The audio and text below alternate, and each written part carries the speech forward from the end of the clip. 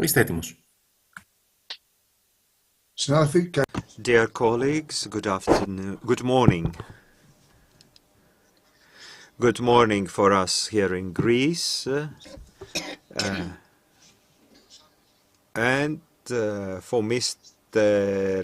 Salberg and Mr. Gabrielatos is evening in Australia. We welcome you in one of our events organized since last year by the Greek Primary Teachers Federation against the assessment of school units and teachers, because we believe it is an attempt to categorize schools and teachers. So we have organized these events in order to enrich our knowledge. I would like to thank Professor Pasi Salberg, Professor, and Angelo Gabrielatos. I will say a few words about them later. Their participation is precious to us. So before I give the floor to Mr. Pasi Salberg, he is professor at the University of Melbourne with a long career in universities all over the world. He is an educator and he is a teacher's trainer. He is well aware of the Finnish system. In the last decades, as we read in CVs, he analyzes systems and educational reforms all over the world. He has cooperated with educational authorities almost all over the world. In Greece, we were acquainted to him through his book Finnish Lessons, and where he analyzes this model. His contribution has to do with PISA-type diagnostic tests imposed since last year by the ministry at the pilot level, but it will be imposed throughout Greece since this year, and his presentation probably will touch upon the educational policy. It is an interesting presentation, nonetheless. For Vangelis Gabrielatos, we will say a few words later. So, Mr. Salberg, you've got the floor. Thank you very much. Thank you so much. Can you hear me from Australia, from Melbourne? Yeah, so thank you so much for having me in this this conversation and presentation. It's a both pleasure and honor to join you. I'm speaking to you from the most livable city in the world called Melbourne, in the state of Victoria. That's also known as an education state. Angela may have something to say about that, but I think, first of all, this is the time to have this conversation in Greece, here in Australia, in Finland, and all over the world. And I'm often saying that if it's not now, then when? And if it's not us, then who would do this? The pandemic that we are still kind of struggling with in different parts of the world gave us many reasons to stop and think about what we are doing, and the world situation overall now is such that we need to use this opportunity to have this conversation, and rather than try to build back what we used to have before, now is the time to think about what we need to do. And I'm sure that Angela will speak also more about these things. But I'm gonna, in order to try to keep this in according to the timeline that we have been given, I'm going to show you some slides. And if there's anybody in the audience, if you want to take a look at some of these graphs and slides, I'm very happy to share this, or maybe through the Federation you can have access to these things. But I was asked to speak a little bit about what we know from the world, and what could be the experiences of different types of education for Greek teachers, and the situation that you are trying to cope with over there. So I have titled these Finnish lessons. They're lessons from different parts of the world, but since I have spent most of my life in as a school teacher in Finland, I used to work many years with the Finnish government in designing and redesigning the education system there. So this is like closest to my heart to do like this. And what I'm going to do is I basically speak about three things. And I said that I try to keep this within about 25 minutes or so that there will be time for your questions and Angela's remarks and input. The first one is that I couldn't say anything before I say something about what the world of education, school education looks like. This is very important for all of us to keep in mind where we are right now, or actually where we were just before the pandemic came around about 3 years ago. And so this is an extremely important part of this conversation. Then I speak a little bit about what is really the importance of the Finnish education. It's not the PISA results. It's not being the best education system in the world. It's something much more interesting and much more important. So I speak a little bit about that, and then try to finally see how all of these things could reflect on the situation over there in your own primary schools and in the systems. Of course, I had to say that I've been in your beautiful country a number of times, but not recently, so I cannot really speak about the current situation. So let's take a look at some of these global trends in school education. And now the good news is that we have quite a lot of information and data and statistics about different aspects of school education in different parts of the world. This is a completely different situation that we had just a quarter of century ago in the late 1990s. So we know much more about what is happening and what should happen when it comes to school education. And I just try to, while doing this, I try to remind all of us that we have had serious challenges in global education around the world, not only in Greece or Australia or some particular countries, but everywhere. And that's something that is important, because this past 3 years with the COVID pandemic has not really helped us to solve these problems or make them better. Many people say that what has happened indeed is that many of these things have only gone worse or more difficult. One of those big questions, of course, is that how are our children, our young people learning in schools around the world? And so this is a very rough idea that I'm going to show you, answering this question that, for example, compared to 20 or 25 years ago, how do young people learn in our schools? And now, of course, when we say learn, we are not talking about all kinds of learning. We are talking about those areas of learning or curriculum that are typically and systematically included in these assessments or measurements, which is reading literacy and mathematics and maybe science. So this is the caveat here, that we need to understand that the kids are learning many other things, important things, but since they are not measured, we cannot say much more about those things. So this dotted line that you can see here in this graph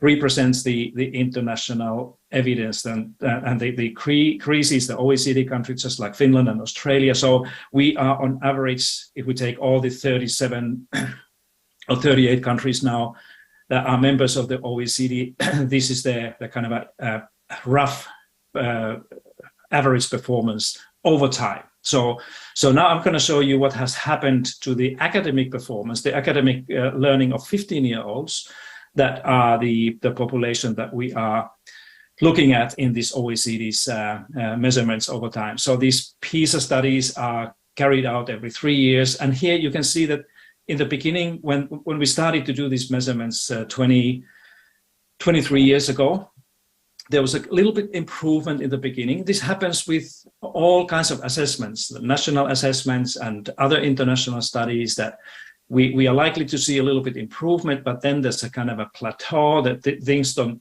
improve or get better.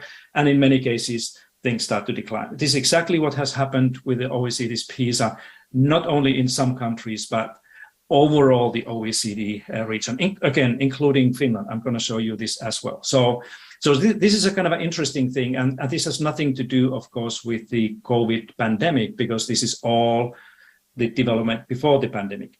And now I'm going to show you another thing here that shows you how much money has been spent on education, which is also a clear trend, but the opposite way, that we are spending more resources on per student in different countries to try to get these results out. And then, this, of course, is a sensitive question that we need to be very careful here. But whatever you think about, spending and school funding and those things, this invites a question that, are we doing wrong things? Are we spending money on things that has not much to do or anything to do with what the children and teachers are doing in the schools? Perhaps.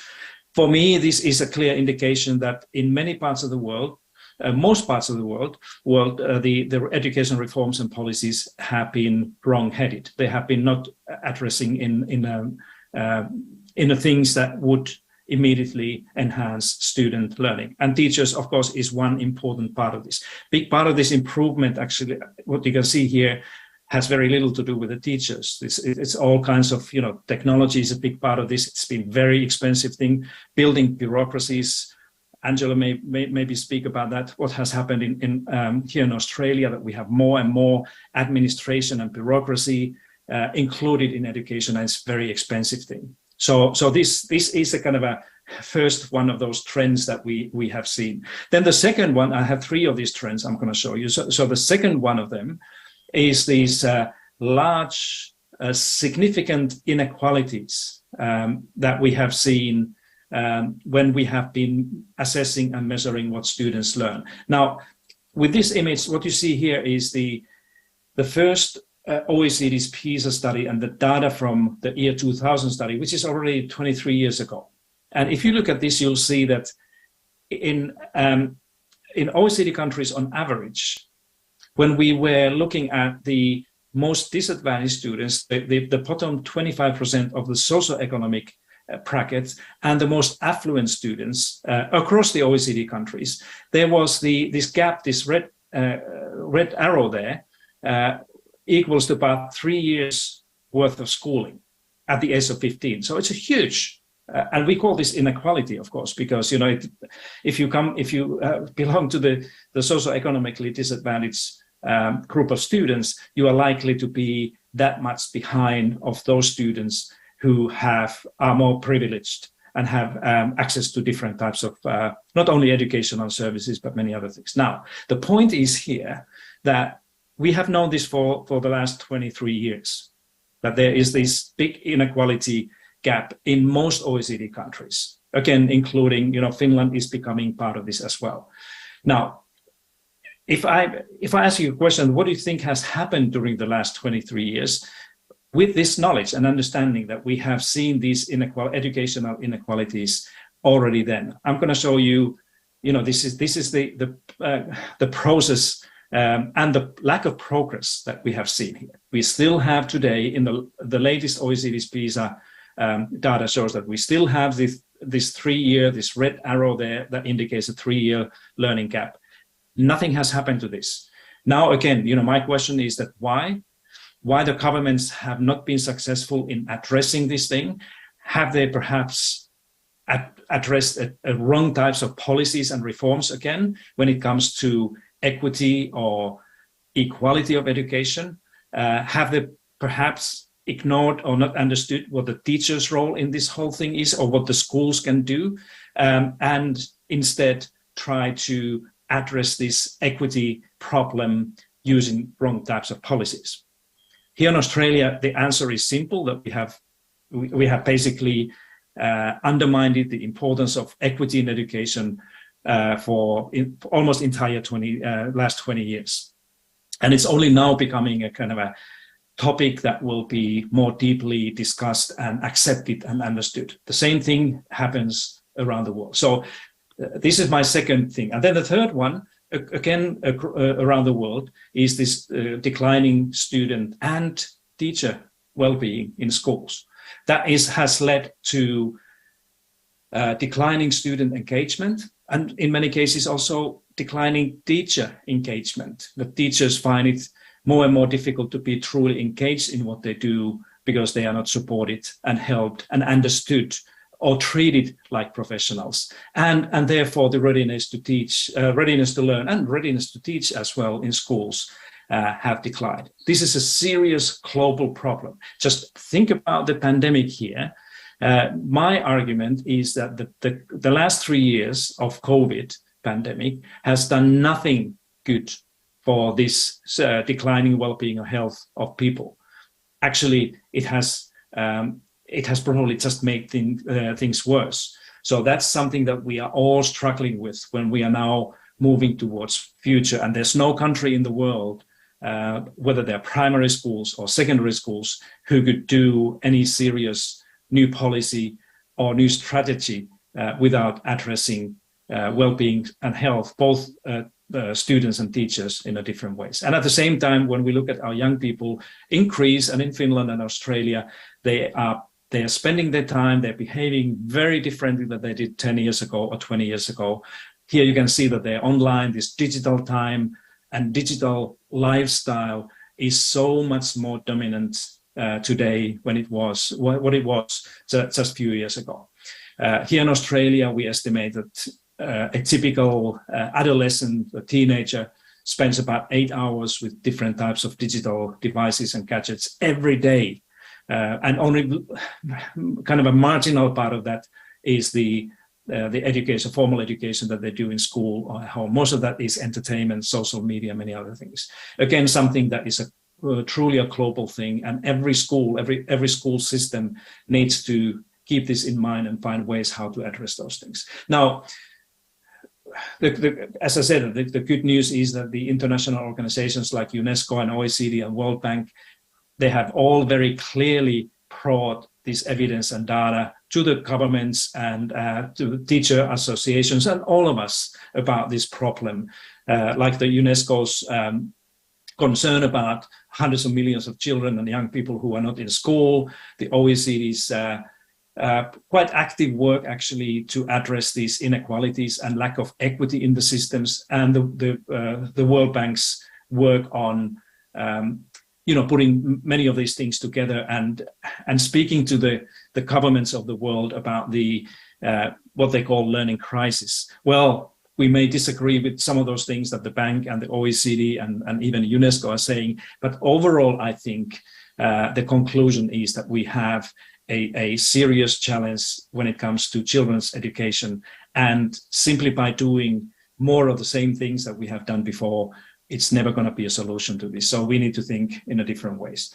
So my second point here is this Finnish example. And since as I said, I am from Finland, and I know the Finnish education better than any other national education in the world, I'm going to speak to you, say just a few things about what I see is this Finnish experience and inspiration and how that might resonate with the situation there in Greece. Now, long story short, I could speak to you lengthy about this, but about 15, 20 years ago, I started to work with my friends around the world with this kind of an idea of education policies and directions that are based on competition between schools, standardizing curriculum and introducing more and more student assessments, standardized tests that would be then used to hold teachers and schools accountable, and encouraging school choice and privatization, many of those things that we called a global educational reform movement. That gives you this nice little acronym, germ or virus. I think what the COVID did to the global education reform movement made many people to really understand how serious and problematic many of these germs can be. But this was a situation just before the OECD came up with the PISA study in the year 2000. That, you know, if we were talking about this, if this event took place 25 years ago, there would be a number of people who would say that, you know, these policies are exactly the right way to improve education systems, make sure that every student will learn more and better, and so on. So what you see here in this red circle, you see some countries there like Australia, United States, England, Chile, France, Germany, Sweden, New Zealand as well, who were kind of good examples of these bad ideas that we have now learned to know. And now the kind of alternative education policy, I call it a policy paradigm, started to emerge in early 2000s when the PISA study started to show that, wait a minute, that there are some countries that are doing quite well, like Finland and Canada and Japan, and later on Estonia and South Korea and some others, who had very different, almost the opposite education policies than what you see here in this red circle. The policies that were encouraging and actually expecting cooperation between schools and teachers and districts and communities, not competition, that assume that customized curriculum that will take into consideration the local conditions and capabilities of the schools is better than standardizing everything, or trusting teachers in what they do in the classrooms and schools, including assessing students, is much more kind of a sustainable way to improve education than test-based accountability. That is like a business type of model. And finally, this idea of equity, that every school is a good school. That, you know, all these things have been at the heart of the Finnish policy since 1970s, really. And that is something that has really inspired education leaders, school leaders, and teachers and communities around the world to understand that well, you know, we don't need to follow these ideas in a red circle that often don't, you know, fit into our conditions and circumstances, because there are school systems and schools that are doing things in a very different way. And Finland has become a kind of a model country, not because of the PISA results, but because of this alternative way of having much more democratic, much more collaborative education system and education culture than, for example, what the United States or England or many parts of Australia have had.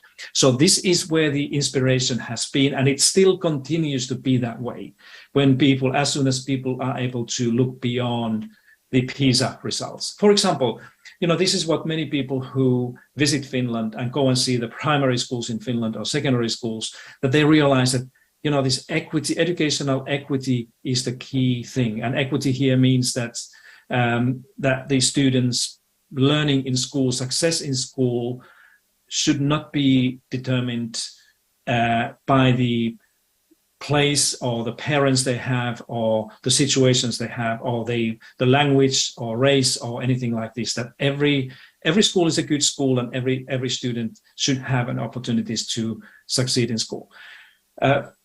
Some of these things are like the health and well-being in Finland has, in schools, particularly primary schools, has been there far before the pandemic came around. And only now people are beginning to understand that, you know, having focus on health as a skill, just like Finland has done it and some other countries already for decades, is exactly the way that is linked to stronger equity. Providing individualized support to learning support and health support to all the kids in a school is another one. Healthy school lunch for free for each and every child in every school every day is another one. Finland is one of those very few countries that does this systematically. An accent here is this healthy school lunch, not just providing some food, but using school lunch as a means of educating children so that they learn to take care of themselves and learn to understand what is a healthy eating and why is it important.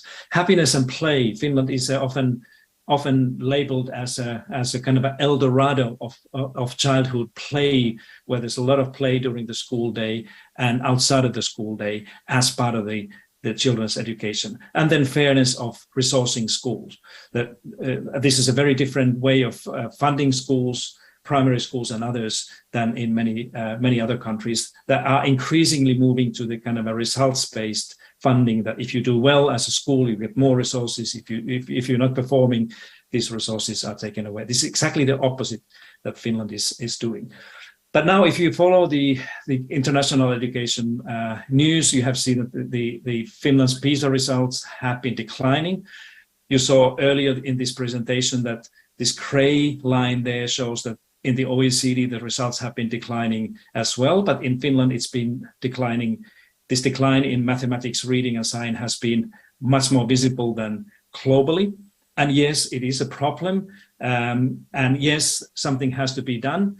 But we also can take some lessons out of this. But, you know, if I can show you how dramatic this change has been and how recent it has been in many ways in Finland. You know, this red graph here shows the average PISA score in reading, mathematics, and science in Finland vis-a-vis the parents' level of education. So here you see that on the left-hand side, you have parents who have very little education, basic education, normally meaning that it's about 8 or 9 years of schooling.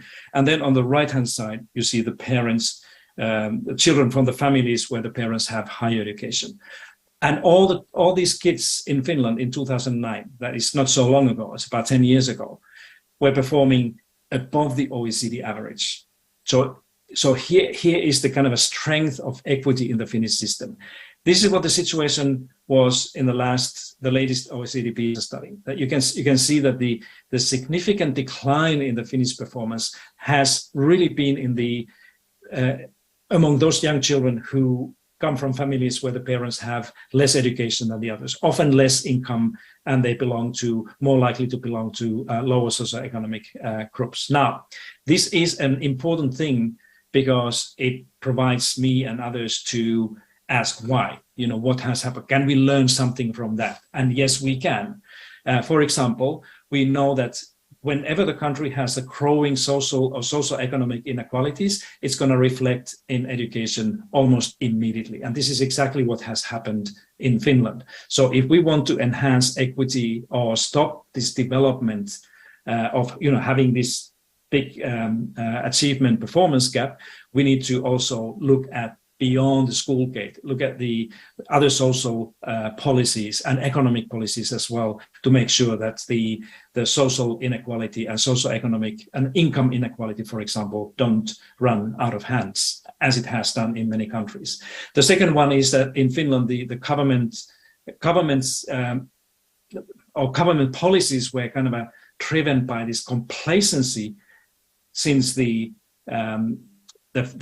government realized that they are having the best education system in the world. It was very difficult to change and renew and redesign, rethink the education system in Finland when everything was going so well. And people were saying that why should we fix something that is not wrong? Again, very important lesson for those who are running education systems that are already doing well, that we should not allow this complacency to take over.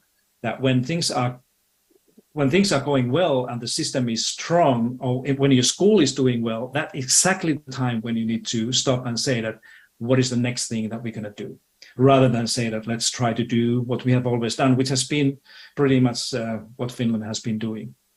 And then, of course, the Finnish young children are like everybody else in this well-being graph that I showed you earlier, this problematic interactive media use, or sometimes it's called the addiction, or whatever term you use, but Finnish kids are probably among the leaders in the world when it comes to how many hours and how much and which ways they use the digital media and technologies. And that has been damaging the learning and readiness to learn of so many young people in Finland. Again, something that others need to take a look at. Why is it doing that, and what we can do in our own countries?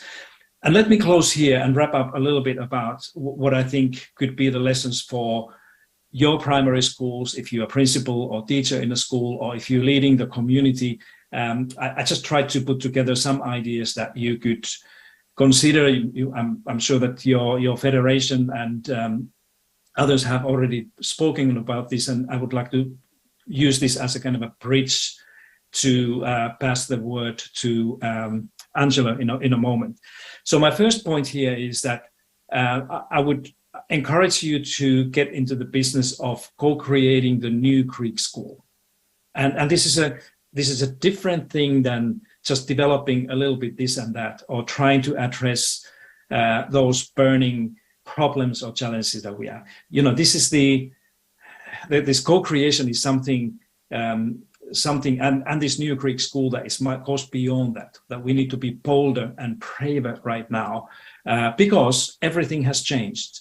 Everything has changed, and I don't need to mention the artificial intelligence, the chat GPT, and all those things that are just about to come to the lives of children, young people, and teachers, and everybody else. And everything will change again. So this is not something that we are now coming out of the pandemic and having these new ideas and new technologies that going to stay there as they were. Everything's going to change, and again and again and again. So that's why we need to, and you need to have, and we need to have here as well in Australia, the much more powerful, engaging, and inspiring shared dream or vision about this new Greek school, because there's no other way to get there than have an idea. What do we want to have? What this Greek primary school or school overall would or could look like. And I can put it boldly like this: that if we don't have a dream or vision, then we will continue seeing policies and reforms that will take us all over the place, as it has been now here in Australia and in Finland, and probably in Greece as well. And finally, my question here is that if not now, then when is time for this type of new, bold thinking about the schooling? And if it's not you, then who would do that? So take the ownership, take the lead in this. And I know that your federation is working on these things, but I think we need to sit down, and we all need to do that and see that what is the way to do this. The second one here is to redefine or rethink what the outcomes, the main outcomes of the schooling, whether it's a primary school or secondary school, could or should be in the future. The first one is, again, my recommendation here is that we need to move away from this academic focus of reading and writing and mathematics and science. Of course, they are important. Of course, every child needs to learn kind of a strong skills and knowledge about those things. But we need to have more kind of a whole child approach, understand children and young people as holistic individuals who may have interests and passion and skills in many other areas than just those academics. So that's extremely important. We call it a whole child approach that tries to look at children as holistic as possible. Then let's take health as a 21st century skill in every school, so that every school will teach and cultivate health and well-being, not as something that is offered to those who are at risk of losing health or having troubles with well-being, but actively to everyone, so that we would also look at those health and well-being skills when we are assessing what the schools are doing, how well they are doing what they're supposed to do. Now, there are very few countries, very few places where health outcomes, for example, or well-being outcomes would be considered as important outcomes of schooling. And then the equity for better education for all. And we need much better understanding that if we are really in the business of excellence in education or in improving the quality of schooling, the best way to do that is to invest more and more wisely in equity. And I've said already many things about what Finland has been doing and many others, but this is a critically important for the future thing, to understand this educational equity as an important driver and condition for quality and excellence. And finally, colleagues, I have titled this saying that do the right things, not just the things right. meaning that it's not enough to say that we have done everything that somebody has asked us to do as well as we can. We also need to ask, are these really the right things we need to do for the future and for the better education for everyone? So here are 3 things for you. Cultivate the teacher's collective professional wisdom.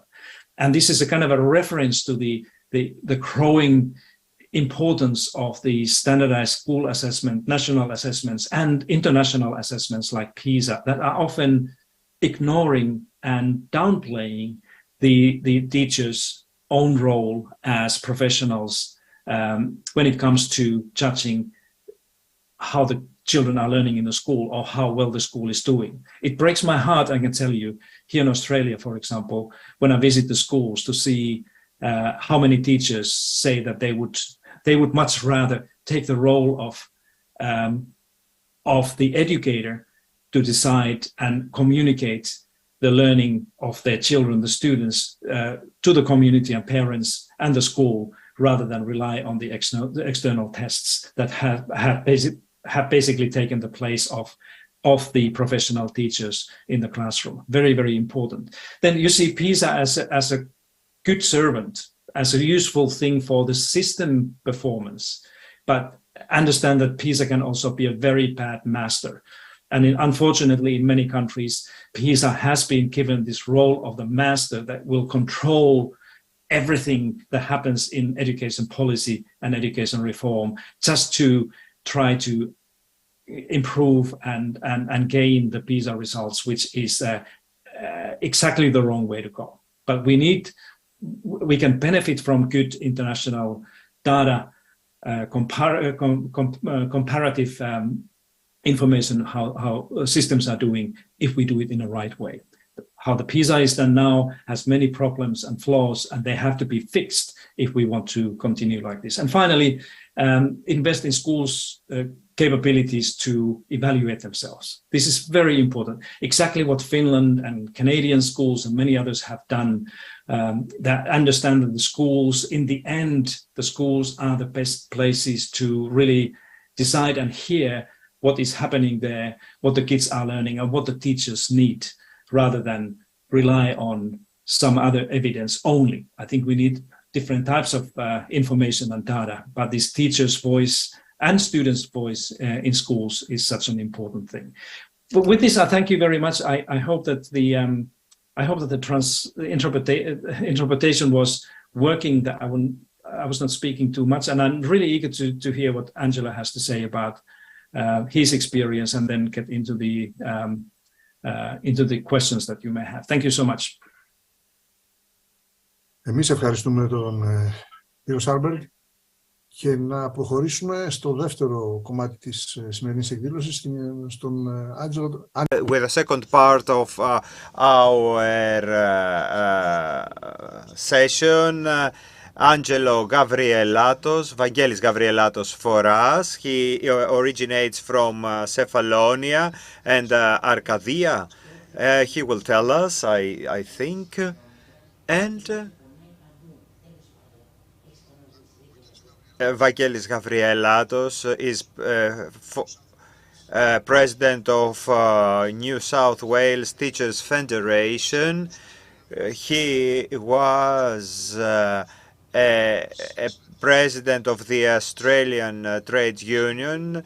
We were acquainted in view of the research carried out in 2019 for privatization. Vangelis was the head of this program back then, and I think that since then he brought us interesting conclusions about how Greece is doing in the privatization. The results were presented with the representatives of the parties who did not pay any attention or didn't want to pay attention. And we remember him from his contribution when our federation fought for the 2-year preschool education. He shared in Thessaloniki with us his experience. And of course, we had a very positive outcome back then, the 2-year preschool education. So, Vangelis, we're all ears. Not your university experience, but your practical experience and what you know about all these systems. For the introduction. I always feel quite disappointed that I'm not able to speak with you in Greek. It is my mother tongue, but I've lost my mother tongue with the exception of a few phrases. As you rightly said, my father was from Kefalonia. My mother was from a small village outside Tripoli.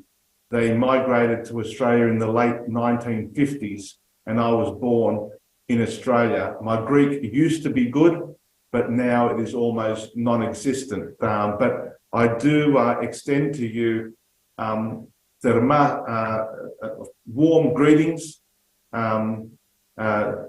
αλληλεγγύες από την Αυστραλία, από το συνδικάτο μας προς το συνδικάτο των εκπαιδευτικών δασκάλων. From our federation to the federation in Greece.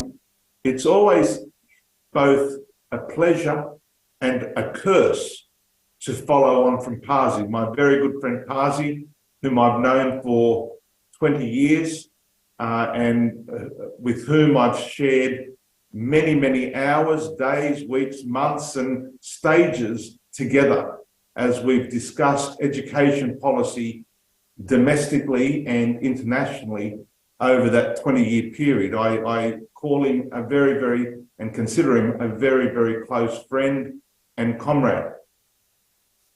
It's also, the reason why I say it's a pleasure and a curse following Pasi is because Pasi always seems to be very upbeat despite the circumstances in which we find ourselves, and I always offer a far more pessimistic approach and analysis based on, well, clearly what I see.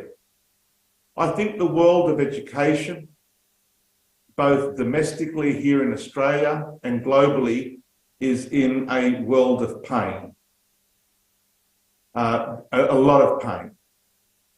I think we're starting to see the results, and we've been seeing them for some time now. We're seeing the results of the last 30 or 40 years globally, where what Pasi describes as the germ, the global education reform movement, the germ, which I don't know how you translate germ into Greek. Is it molinsi? Is it, I don't know what the translation is, but the germ is a microvio, which is a molinsi.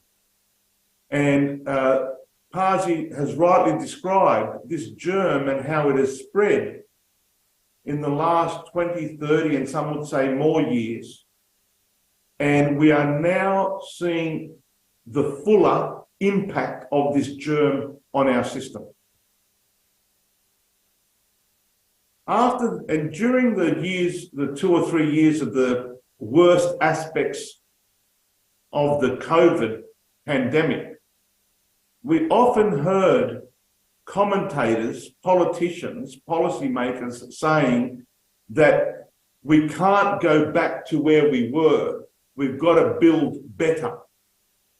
That the COVID experience had exposed a lot of shortcomings in many facets of life, but in particular in our area of work in education. It exposed the deep inequalities that exist in all education systems. It showed that students from more affluent backgrounds were able to more quickly adjust to online learning and remote learning than students from poorer backgrounds who didn't have the resources, and the system, the state didn't have the resources and make the resource available. And as a result of that, those inequalities that we as teachers knew and have known have always existed were elevated. And we constantly heard, we've got to bounce back better. We can't go back to where we were. We've got to do things differently. But what we're seeing in this phase of, I don't want to call it post-pandemic life, but we are in another phase of the pandemic. The pandemic is still with us, but we're in another phase.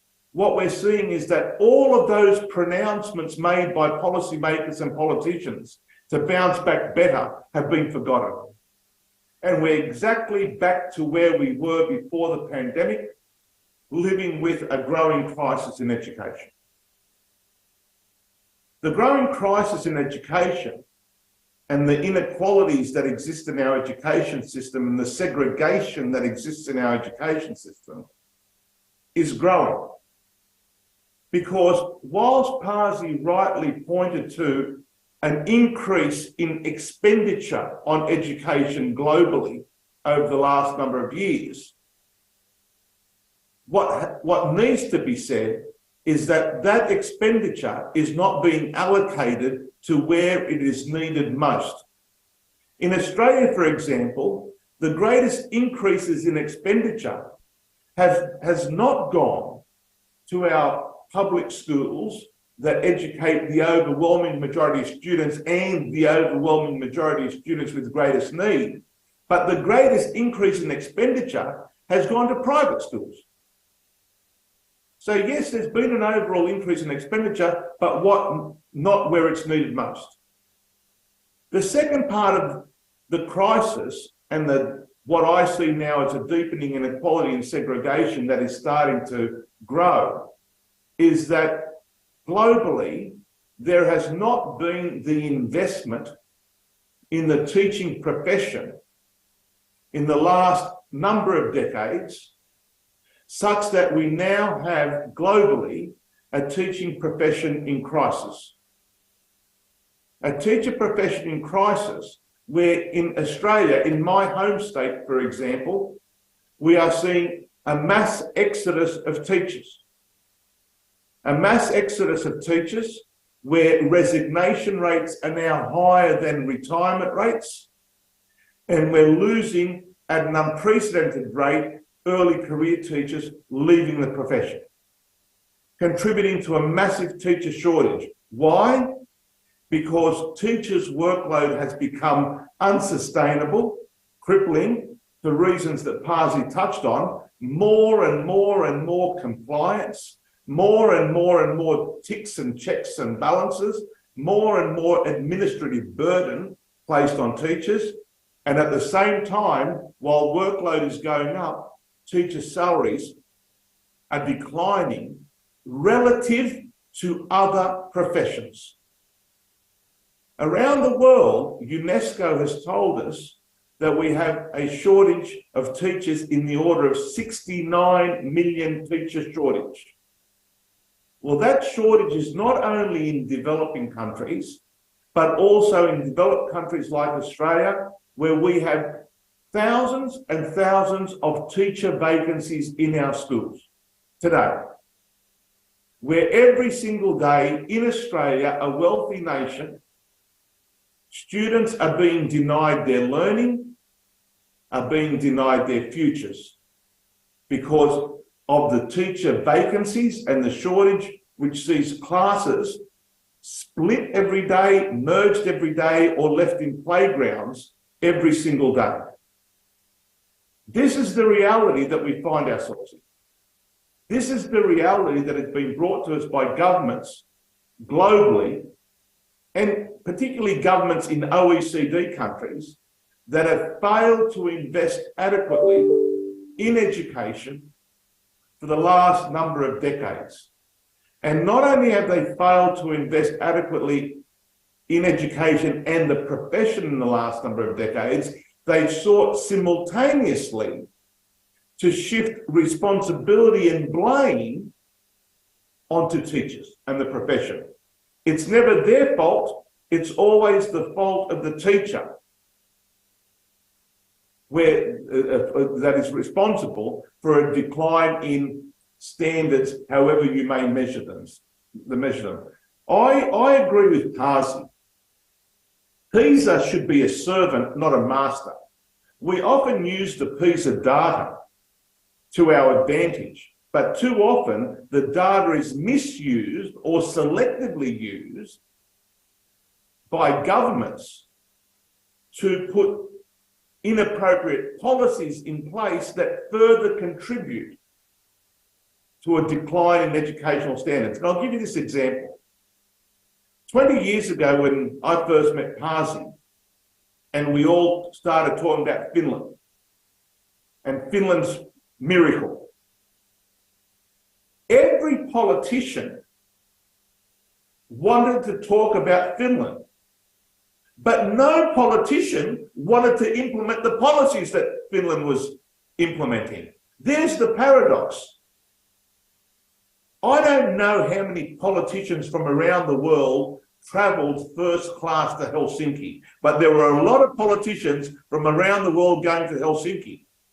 They visited all the schools that they could visit, but came back home to their countries, and it's as if they forgot everything they saw, and they continued with the wrong policies, the wrong levers, the antithesis to what needed to be done. Pasi had two slides. He had a red slide, a red presentation, the germ, the microvio, the molency of competition, of standardized tests and the like. And he had the green example of the right policy settings. They always ignored the right policy settings. So I return back to where Pasi left us. If not us, then who? We have evidence on our side. What we have to do as teacher unionists is to use that evidence to mobilise and organise our members, and thereafter to mobilise and organise the parents and other allies in order to continue to push governments, to push them back, and that they demand to follow the policy settings that can lead to success. And with respect to the policy settings that can lead to success, again, I'm informed and I'm reminded what Pasi told us, we need healthy communities. Healthy communities. Because the evidence shows us that 60% of student outcome is already predetermined before the student enters the school gate. In-school impact accounts for 20% of student outcomes. No one knows what the other 20% is, but 60% is out of school, 20% is in school. That tells us we need good social policy to start off with, so that when kids come to our schools, when students enter the school gates, then we can do what we are able to do and make that 20% difference in order to allow every child to reach their full potential. I've always said, as teachers, we are ever ready to fulfill our responsibilities to achieve the very best for students. All we ask for is for governments to fulfill their obligations, to give us the policy settings to do just that. As I said, it's always a pleasure and a curse to follow Pasi, but one thing's for certain, by the end of Pasi's presentation and after I've spoken, I myself feel motivated. I know that I'll wake up tomorrow morning ready for the campaign, ready for the struggle to keep on going to achieve the very best for our members, our students, and of course the communities we serve. I'll leave you with that, Thanasi. If there are any questions, comments, criticisms, I'm in your hands.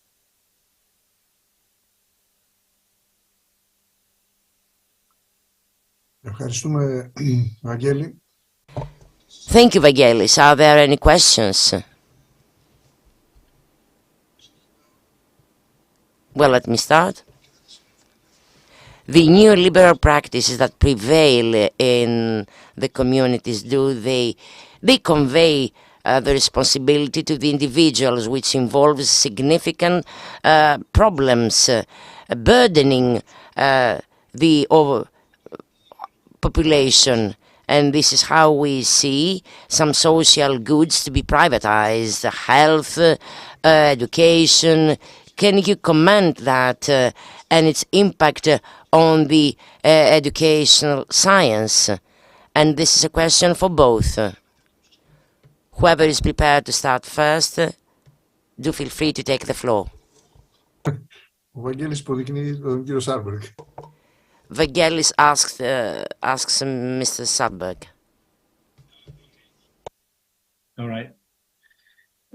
Okay. Yeah. No. I mean, yeah. Angela already spoke about the privatization and how expensive that has turned out to be. I think you probably, Angela, you're right that much of this increased cost in education overall is because of that. But again, you know, my answer is simple, that, you know, if we are really serious about this evidence-based practice and policy that I think we should be when we are talking about educating whole nations or the global youth, that we really need to use the best science and available research that we know. That, you know, the research is very clear that we can privatize many things, but privatizing education has never led into any improvements, and actually quite the opposite. That it has very kind of a strong link between these growing inequalities that I was talking about, or inequity in education and privatization. So, you know, anybody who claims that by privatizing public education, that has happened here in Australia to larger extent than almost any other country in the world, that if somebody believes that that's going to be a solution to, you know, some of these challenges, then I think it's important to insist that these people will go back and look at the evidence again, because there's no proof that something like this could happen. So I think I'm going to say much more than this. That just, you know, if we and this is what I'm saying to many of the policy makers and leaders of the states, heads of the states that I'm advising, is that if you faithful to your evidence, then, you know, this is not the way to go. That we have to accept and understand that the best performing education systems in the world, and best performance includes equity, are those systems where there is a strong public education, governments are protecting public education, public schools, and where teachers are trusted and protected as well as the guardians of the public education. So I'll leave it to you, Angela. You probably have something more to say about this, but the evidence base is very clear. You know, one thing that's very striking here is that governments often cite OECD reports or World Bank reports and the like. Well, here's the thing. There are OECD reports and World Bank reports which conclude that the application of market principles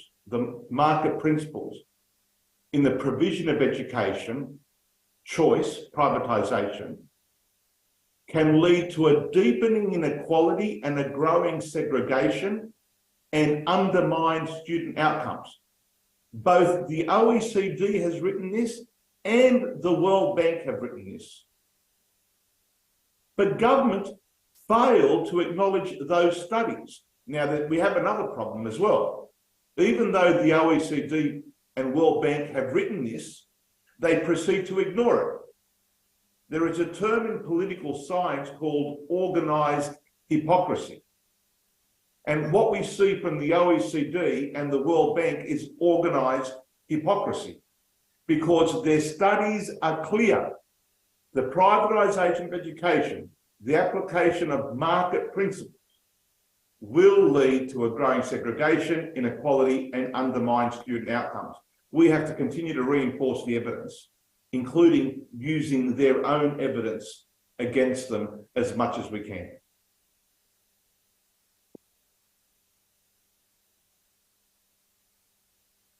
Λοιπόν, Next question. Relevant to what we have been discussing, is it critical to have an alternative proposal? The Albany forces, sorry, apologies, says the speaker, there's a problem with the chat. The victory of Albany in Australia, well, does it mean something different? Something has changed? All right, you're saying that the victory of Albanese, the new prime minister, if that's how I understand it. So, Indeed, yes, the victory of Albanese. So, the new government has been in place for nearly 12 months. In Australia, we have a federal system of government. We do not have a national government, it's a federal government. Unlike Greece, where there's a national government that determines national policy, we have a federal government, and the states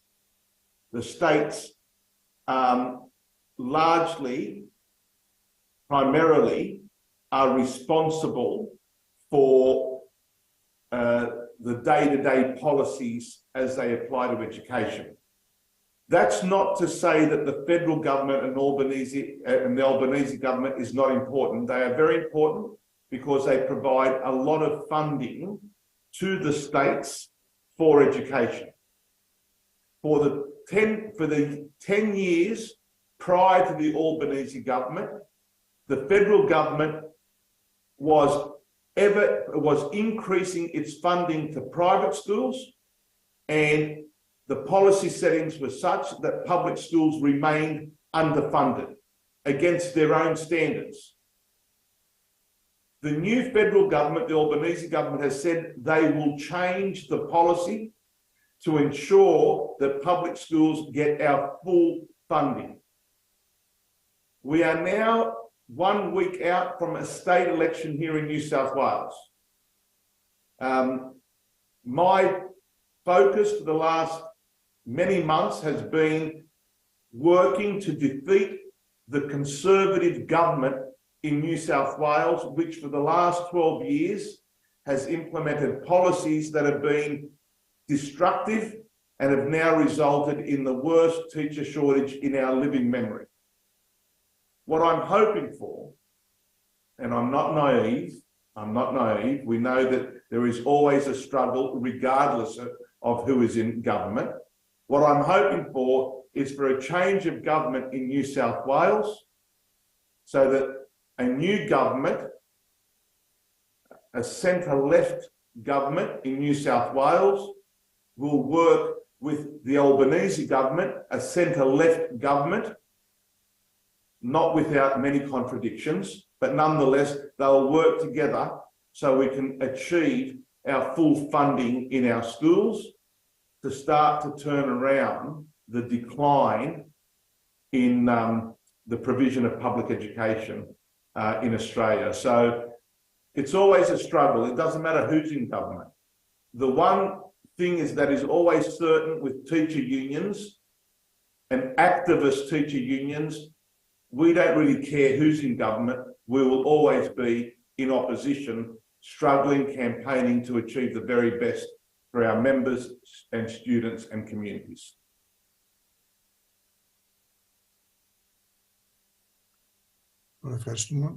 Thank you. Next question, in English, and I'll try to translate it. Dr. Salberg, can you please describe for us briefly the Finnish system's initial attempt to redesign the public school? Can you please tell us something about this long-term effort leading to the miracle of 2000, PISA 2000? I believe that the information concerning this initial attempt is very important for the Greek paradigm. Thank you. Yeah, thank you very much for this question. If I heard you correctly, this is about why Finland became a kind of education miracle in early years of PISA, right? Yeah, I think, you know, if you recall these two circles, I had the red, this germ circle of the kind of a paradigm, education policy paradigm, what that was influenced by these market ideas in education that started in England in late 1980s, and then the United States and Australia and many other countries. And then this green circle, that was this alternative paradigm. I think, you know, the easy answer to this question, that why Finland came up as a very strong, equitable education system early on 20 years ago, that was exactly the reason that we were able to stay away from these bad ideas. And, you know, this is a kind of an interesting thing in education development. It's not always, the most important thing is not always to find the right way to go, the right policies or right reforms or right things to do. It's often equally important, and in this Finnish case, even more important, is to stay away from bad ideas. And this is exactly what we did. Why we did it? And you know, the big reason was that we still have one union. Everybody, all the teachers by choice are members of the trade union of education in Finland, where all the educators belong to. And that union, these teachers, the teaching profession, that was elevated just a couple of decades before, so that all the teachers have research-based master's degrees from Finnish universities. So they were real professionals, and they were able to resist these bad ideas. It's a very, very important thing. You know, it's that this Finnish story is not about, you know, Finland being able to invent these new great ideas that nobody else was doing before. Actually, you know, the Finnish success in education has been much more based on ideas developed overseas. Interestingly, in other Nordic countries, in Sweden and Norway, before us. And then, you know, the irony is that many of the practical ideas when it comes to pedagogy or curriculum or leadership or assessment came from the United States of America.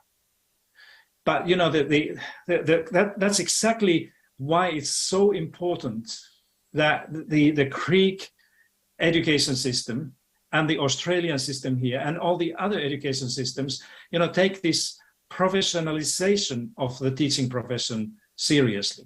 And it's not just about how many years of academic or higher education teachers need to have in a university. It's also how these teacher policies are designed in a way that teachers would have this sense of being professionals. And this is exactly why Finland came out so strongly in these early OECD PISA studies. And this is exactly why the Finnish system has been able to survive and sustain this high performance and strong kind of a public presence in education during all these years. So, you know, my answer to this question, we could talk about this much longer, but my answer to this great question is that, you know, if you increase, if you are able to identify, and when I say you, of course, I mean teachers as a collective, as a federation, and I'm sure that you know how to do that, but also as a society, that the politicians and the people are able to understand that where's the line between bad ideas in improving education and good ideas. And as Angela said, that, you know, it's sometimes hard, difficult, tricky thing to do, because the international organizations that we often trust, like the European Commission or the OECD or the World Bank or the UN organizations, they have so much evidence, they have so many things within them that they can always almost say like any direction, any policy advice to your government and say that, you know, this is based on our, you know, understanding what needs to be done. So that's why I think it's very important that the teachers understand this, where the bad ideas are and what are the kind of a promising alternative ideas, and that you are able to communicate, almost like educate the parents and the public about this thing, rather than try to, look for this right way or right solution or the silver bullet for the educational improvement. That is not likely to happen, particularly because things are changing so quickly. But identify bad ideas, stay away from them, and then try to build your own way on that.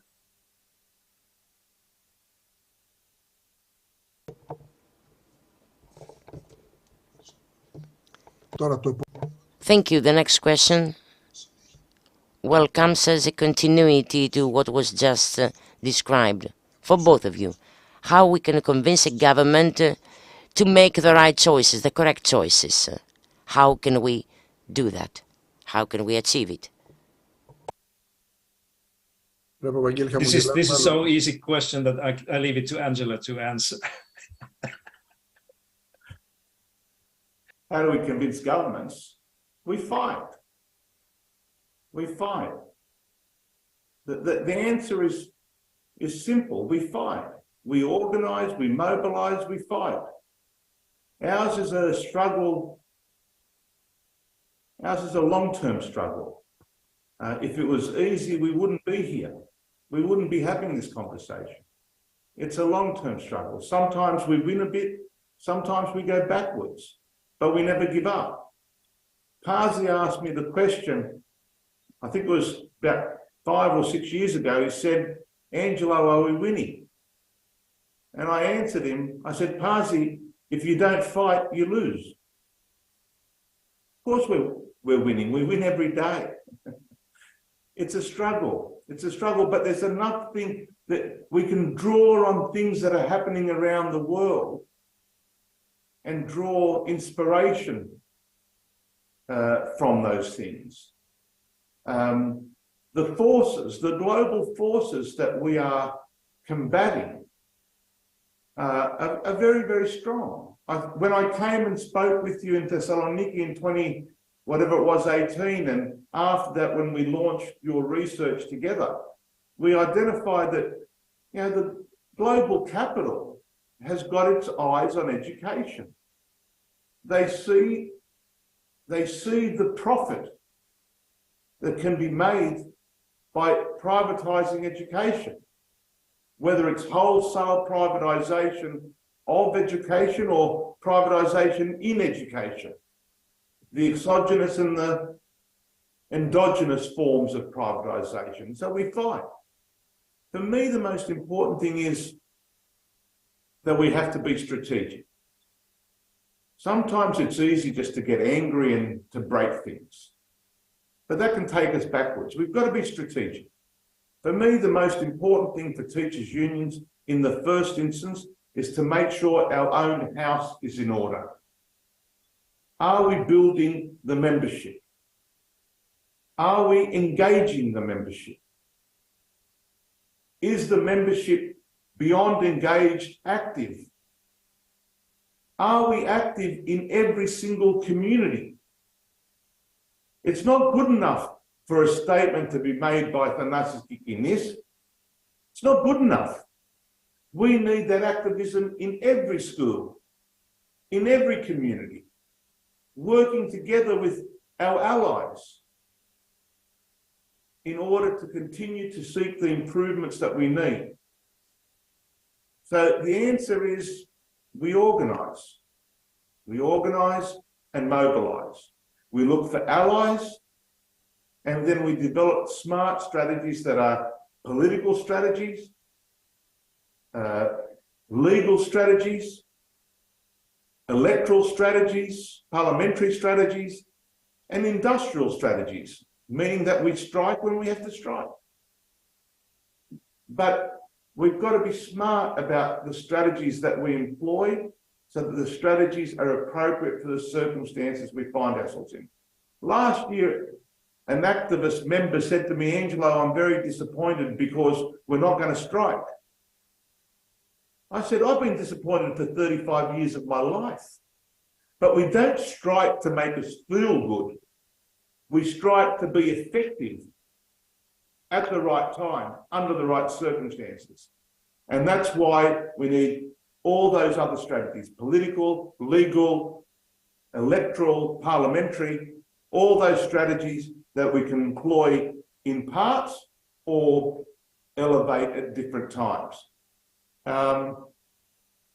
My union took industrial action for the first time in 10 years in December of 2021. It was very hard to organise the industrial action because of the COVID lockdowns during 2020 and 2021. Very hard. But when we finally organised it, we delivered the biggest strike this century. We filled the streets of Sydney. And the streets were filled by young teachers who had never been on strike before. For those teachers, that was a lesson, a lifetime lesson. And then we went again, and we went again. And when the time's right, we'll go again. So organise, mobilise, be smart, look for allies, and look for the most effective strategies at the right time. But ultimately, our strength is that we, teachers, are in every community across the country. And that's why they hate us, because we can reach every community across the country.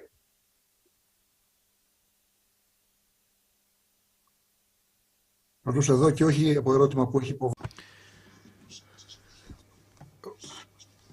What told us Vangelis, I want to make a comment. Usually the Finnish model and the advanced ones usually are used by governments to say things do well there, and there is individual assessment, and that is what they try to impose now in the Greek system. Or things do well because this model is linked to PISA model. So what is conveyed for the Finnish model to society is the above. And when Vangelis talked about the struggle, we have against us mass media that cooperate with the government, and they try to underestimate our fight.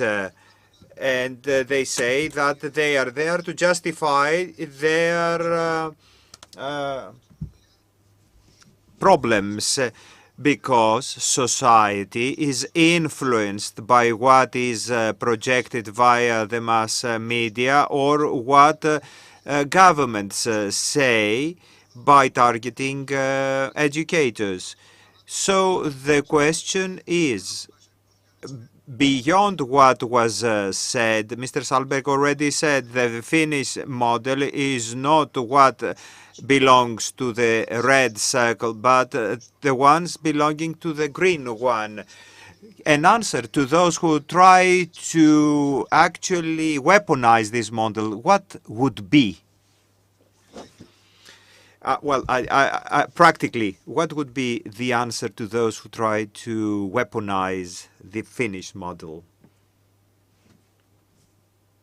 It's a great question, and if you recall what Angela was saying earlier, that's a significant part of the educational performance that is measured by the PISA study and others is about outside of school factors, primarily the family circumstances and parents' education and socioeconomic situation and the community where the children are living. So, you know, the Finnish, the heart of the Finnish system is really this good understanding and recognition of the power of these external to school factors when it comes to student learning.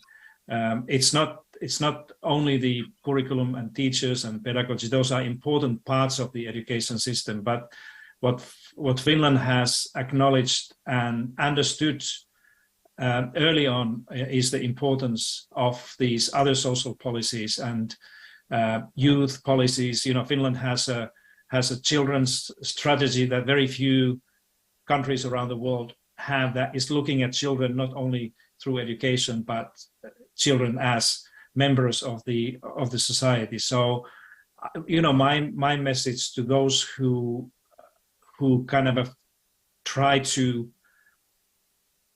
do the Finnish way of schooling by looking at this green circle things is that, yes, it's very important to try to do the education policies right. They have the education policies that emphasize collaboration and cooperation, sharing, doing things together, policies that are giving schools and teachers autonomy to work together and try to create the learning environments and conditions for children that are best that they can do in their own communities, and the policies that focus on strengthening the professionalism of teachers and trusting teachers as professionals.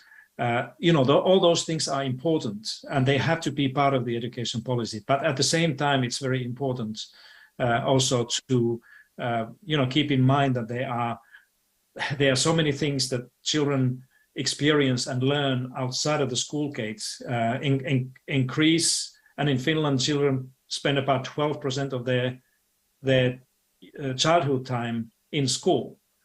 88% of their time is outside of the school, in the communities and families and all kinds of other things. And it makes a lot of sense that, if we want to have a system like Finland, then we also need to think about education, not just something that happens in a school. Education happens everywhere in the communities. And again, that's something that in Finland, people have understood many, many years before the OECD PISA came around, that the learning, the community and the family are the learning places as much as school classroom and the school. And if we really want to take education seriously, then of course the education has to reach those places as well. I often say, I sometimes meet people who come away from Finland. Angela was talking about those policymakers and ministers who come and spend a few days in Finland and then go back, that they kind of try to cherry pick some of these ideas that Finland has done, or what they see, go back to their own systems and then say that we are doing a kind of a Finnish style of schooling. And they may be important aspects of schooling, but those alone can never create any significant difference in students' learning or teachers' conditions to teach. So it's much harder, it's much more complicated thing than that. But if I can go back to the earlier question very quickly, I think you were talking about mass media, the importance of media in these current education conversations. And I fully agree what Angela was saying about organizing and having, being strategic in a society and in the public space to, try to keep the conversation going on. But, media is a big part of that. And recently we saw here, I don't know, Angela, exactly what your takeaway of this is, but we have had during the last month or so a very interesting media campaign here. The kind of a part of the mass media that has been very hostile and very aggressive and very one-sided when it comes to teachers' work and education in general in this country has had a very different type of reporting about schools, and very much in favor of public schools and understanding what teachers are doing, what they need to do things better. And that can have a significant change, a kind of a turn of the way parents and the society and politicians talk about education. So I don't know how you can do this in Greece. It seems to be difficult in many other countries to, try to work with the mass media rather than work against one another, and try to help also the journalists and media to improve the way they report about education. We have seen and heard too much about blaming teachers and shaming them about all kinds of things, certainly here in Australia and many other places. But the media, in the end of the day, often is also interested in, reporting things as they are, and using journalism to try to improve the societies and lives of the people. So that would be my addition to what Angela was saying, that if you can find a way somehow with the media, mass media, to look at the other side of what they normally often typically see when it comes to what the schools do and what happens in teachers' lives, and help them to report things in a different way that might be helpful. This has happened also in some other countries around the world, that the mass media has all of a sudden started to report differently about education, and that can have a significant impact on what people think about education, what needs to be done.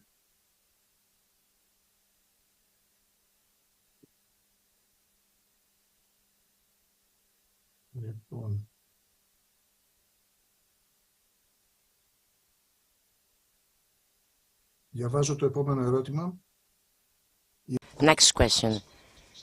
The educational process is collective compared to the liberal concept where the individual prevails. What could be the future if such concepts prevail?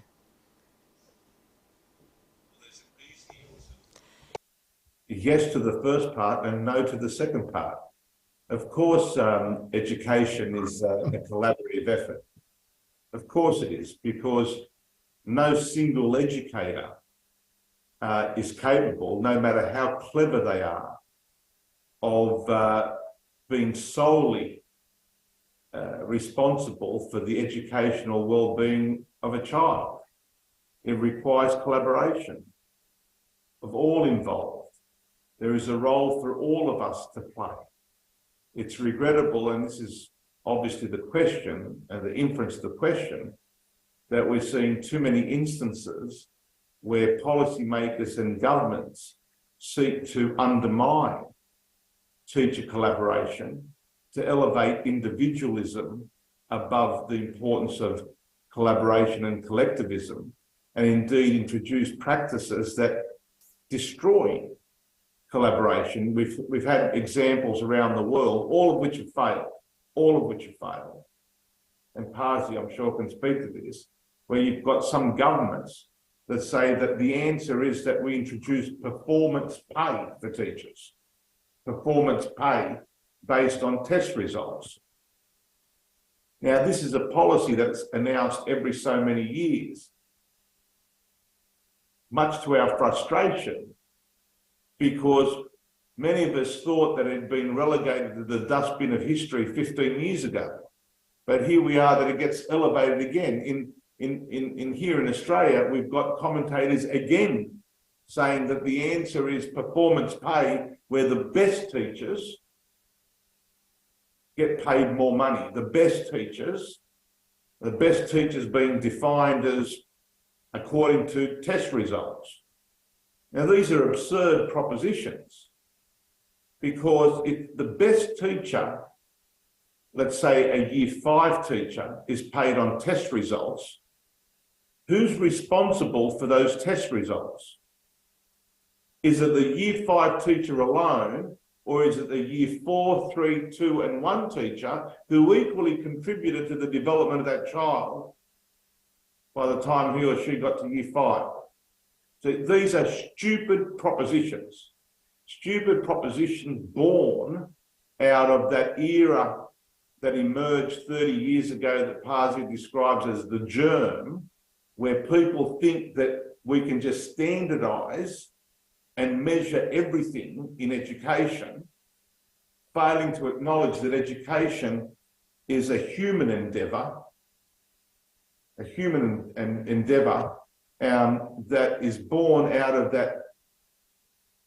that connection, that relationship between teachers and students collectively. These are stupid propositions that will fail, and indeed there is not a jurisdiction in the world that anyone can point to where such notions of elevating individualism have succeeded. In fact, to the contrary, things go backwards.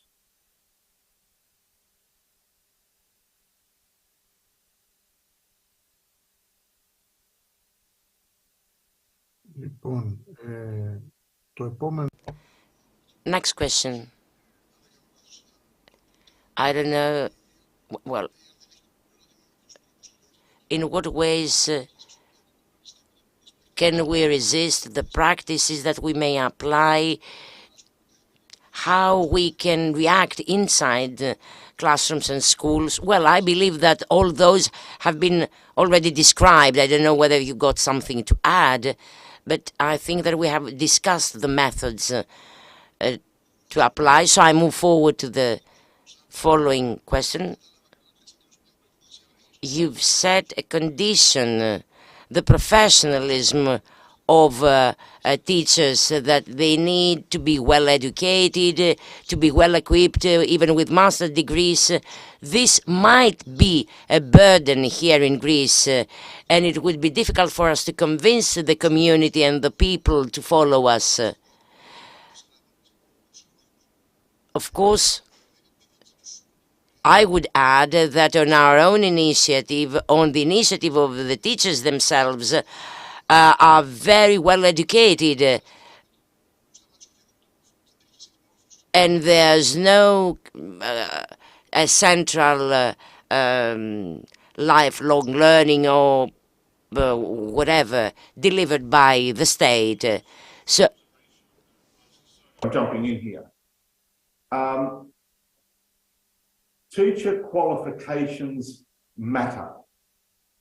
They matter. Professional development, ongoing professional learning as a responsibility and as a right matters.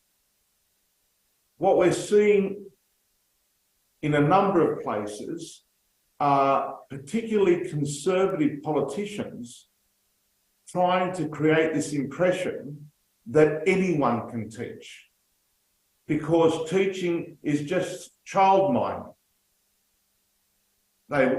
In the pandemic, we saw that during the pandemic. We want schools to be open so that the economy can run.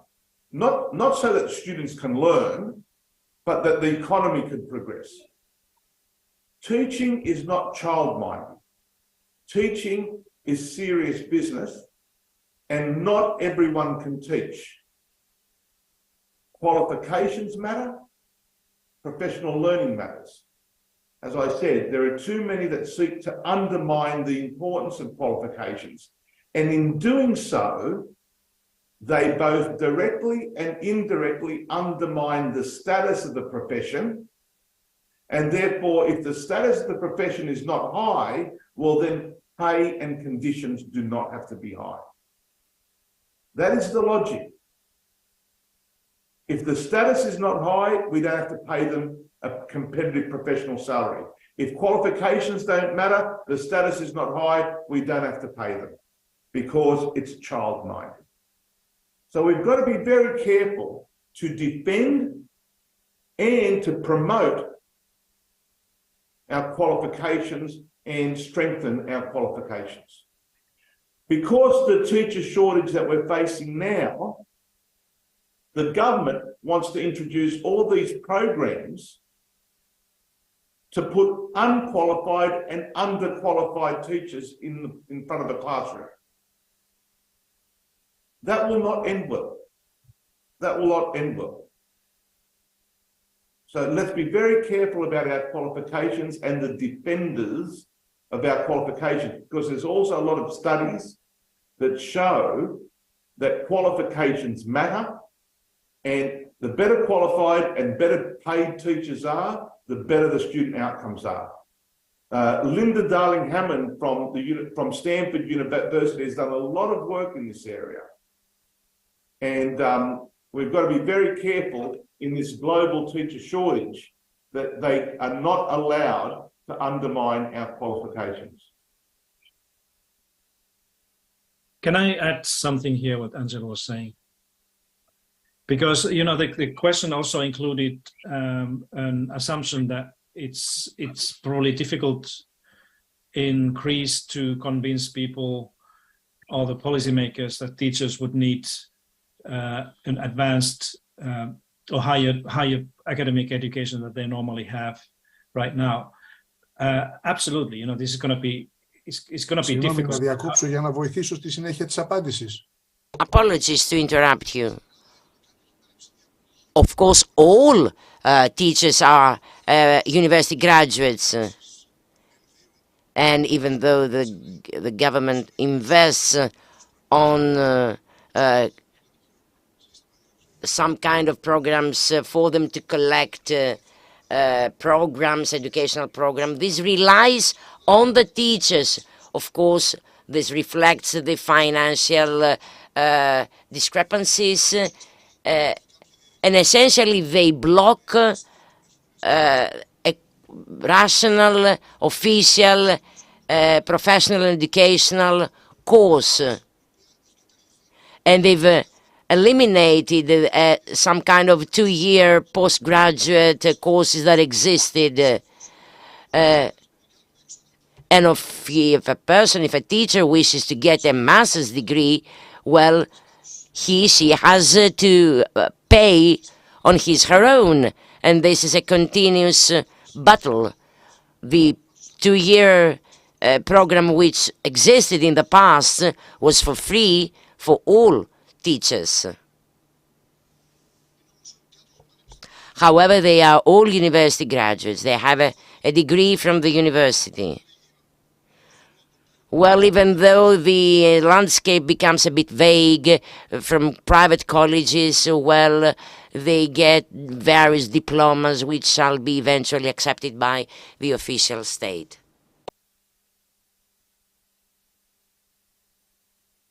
Σαν στοιχείο για να βοηθήσω. Just a hint to contribute to the discussion.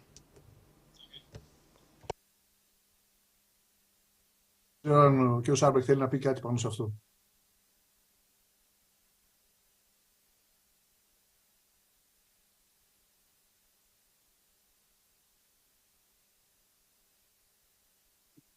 I don't know whether Mr. Salberg would have something to add on that.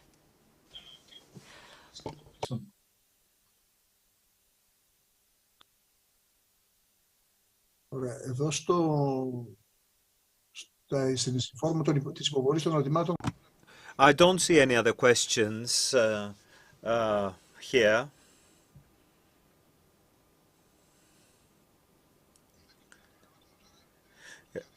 A question still for Mr. Salberg.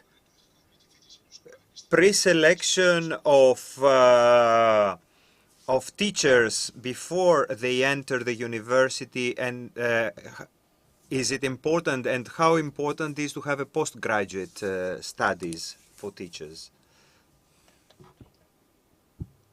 Yeah, thank you. That's the question that I started to answer already earlier. So I can say something about that. You know, I think it's the first part of the question is that how important is the quality control at entry into teacher education. I think, and most Finnish colleagues think that it's a very important thing. If you have a luxury to select right people to initial teacher education, then it's one of the most important things is that we are able to select those that are likely to be lifelong career teachers and perform well in the school and do their best. And this is exactly what Finland continues to do in the primary teacher education. We continue to have about 10 applicants for each study place in our research universities. So everybody understands that if you can select out of 10 times larger pool of candidates to those who will be trained to become teachers, you are already in a good spot, and this selection becomes very, very important. I think it's everywhere the same here in Australia and any other country. It's very important to make sure that we are able to select and find those young people into teaching who are likely to be successful teachers. And we know from research that these are not necessarily those who have the best academic results or exam results in a high school or school in general, that they are also young people who are great teachers without being academically best in a school because they have some other things. But then when it comes to the postgraduate degree, I think Angela was talking about this. If we want to see teaching profession as a high profession, similar to medicine and law and architecture and those in the future, there's no other way than making sure that primary school teachers and even early childhood teachers will study postgraduate level degrees, academic degrees, including work in research in the universities. The compensation debate, the salary debates is another thing that Angela was talking about. It's much easier to keep the teachers' salaries lower than the work demands if teachers have a lower academic degree or basic education. That's certainly one thing.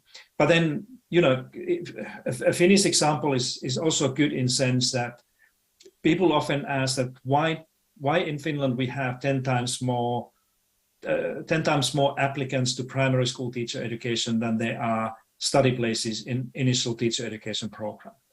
A simple answer is that because it is a postgraduate, it's a master's degree level program. So many of those young people who would otherwise, if it was based on undergraduate degree, primary school teacher education, many of those who are now teaching in our primary schools would have gone to study medicine or economics or business or law or some other things. So it's also the kind of a competitive issue within the profession to make sure that we are able to offer young people a competitive initial education. And we have to also remember that in the 1980s, master's degree, and this is exactly when Finland moved to this master's degree in all teaching, including primary school. Master's degree used to be a very special degree. It was not for everyone. Today, master's degree is basically the basic higher education academic degree. And then more and more people go to doctoral studies and other things these days. So we also need to understand this, that it's not, having a master's degree today is like having a bachelor's degree or undergraduate degree 30 years ago. So we have to the teaching profession has to keep in this kind of a pace of normal academic development of our societies and make sure that if we can do that we will do that. But as I was supposed to say earlier, that it's not going to be easy. It was very, very difficult and hard in Finland in the 1970s and 80s when we had this debate whether primary school teachers should have a master's degree as a minimum requirement. Many people were questioning this, and there was a political fights and struggles and economic fights and struggles, even academic arguments that we should not do that.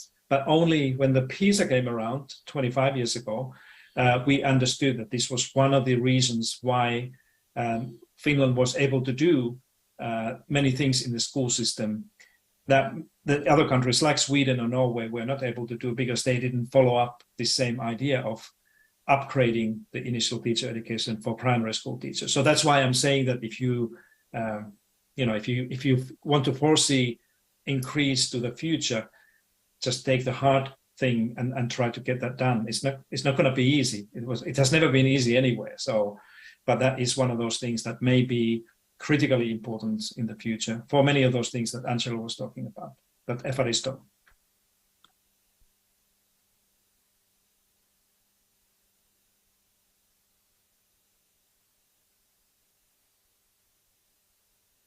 Δεν ακούγεσαι.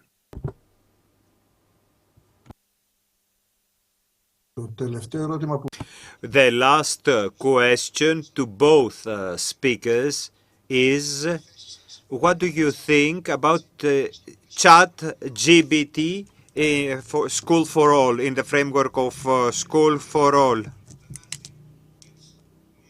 10 to 10 at night. Και τώρα βάλαμε θέμα το ChatGPT. Look, this is a huge issue. EdTech artificial intelligence, chat GPT, it is a big issue. And certainly the COVID experience highlighted even more so the significance of EdTech and the role it plays and will probably play in education in the future. We won't stop it. We won't stop the continuing rise of EdTech in education. And indeed, EdTech does and can play a positive role in education. The question is, how do we manage it and control it to aid and assist education as opposed to undermine the provision of education? And the reason I say that is because EdTech, AI, ChatGPT, and I know they're different things, have been largely driven by corporate actors who seek to profit from education. So for me, the point I've reached now is that we need to establish parameters around the governance of technologies and also ensuring that teachers are at the heart of the development and thereafter implementation of technologies to aid education rather than hinder education. It's a big issue. It's a big issue. Before I left Education International, in the last 6 months, 9 months, I was trying to develop some thinking, a strategy about EdTech. And I'm now at the point that I think the only way we can manage this rapidly changing world is for governments and policymakers to establish processes and advisory councils, including the unions, to determine the governance of this, because we must be in control, not global corporate actors. Yeah, if I can add here my 2 cents to this conversation, I fully agree with Angela. I would only add that I think it's also, it will be wise also to include the young people in these conversations, because they often know much better than we do what the ChatGPT can do and cannot do. I think, you know, without ignoring young people and children in these conversations may be a big problem. But I also want to say this, that, you know, what we have seen, the first version of the ChatGPT was made public in the end of November. And now this week we had the generation 4 that is based on user fee that is already doing amazing things. People are saying that next year from now, this will be, this machine learning will be 10 times more effective than it is now. And the year after, again, 10 times more than we have seen a year from now. So, you know, we are very close to the point where we will have a machine that will create lesson plans, lessons with the kind of a teacher or somebody presenting ideas in a much more interesting ways than the teachers can do in a kind of a reasonable time that they have available, particularly the complex issues and things about the world. So, you know, the problem we have, adding to what Angela was saying, that we simply don't know what's coming, that we have no idea how this thing will look like 3 or 5 years from now. And that's why it's so important to do exactly what Angela was saying, that rather than passively wait that somebody will come and tell teachers and us what to do and what not to do, it's not going to be a right way to go about. We need to be active, and we need to engage everyone into these conversations, how we can use this emerging technology and technologies for the benefit of all of us. And I think we all have committed to ourselves here in Australia and Finland and Greece to make sure that all our children have the best possible understanding and knowledge, including ethics of technology, with them when they leave school and go into life, whether it's a work or something else. And this is going to be a big part of that the young people really understand what we can and what we cannot do with these technologies, and not only artificial intelligence, is technology in general. So this will be a big issue. I agree with Angela, but it remains to be seen, what the next generations and next versions of these will be. And we have only seen the one. This is the one technology company that has put this ChatGPT. There will be others from Google and others, and so it's going to be. That's why I was saying when I was speaking, I was saying that everything has changed and everything will change again. And this is a big part of this change. And we have to be, just like Angela was saying, that we have to be part of that conversation rather than being spectators and see what the others are going to do for us.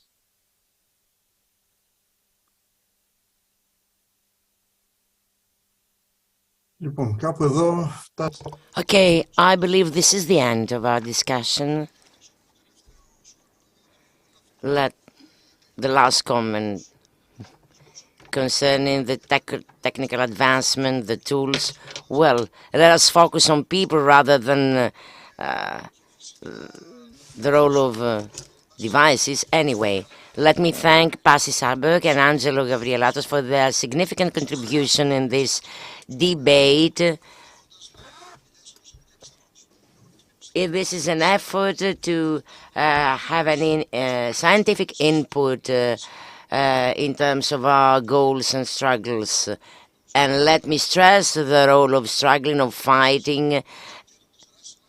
This is the core, in the core of our actions, despite the overall environment. And let me get back to the media role, which unfortunately enhances automation against our collective effort. And I believe that you can easily understand what I imply. The global educational community fights despite the intentions of big organizations, as described earlier, despite their intentions. And so let me thank you once again. Well, we hope to see you here in Greece soon. And let us hope that we'll soon have a different system in place. Thank you very much. Ευχαριστώ. Ευχαριστούμε.